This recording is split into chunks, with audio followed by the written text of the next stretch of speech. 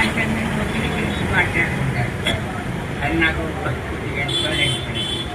తర్వాత మరి ఎవరైనా సరే వాళ్ళు తీసుకుందని చెప్పడైతే గౌరవపడరు.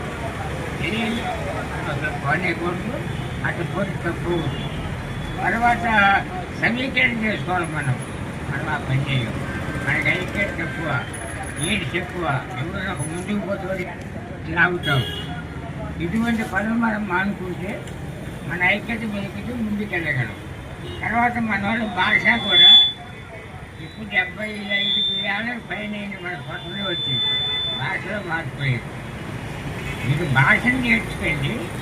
భాష ద్వారా కొంతమంది మనం రాబట్టవచ్చు, మన పని ద్వారా కొంతమంది రాబట్టవచ్చు, మన ఉద్దేశాల ద్వారా కొంతమంది రాబట్టవచ్చు.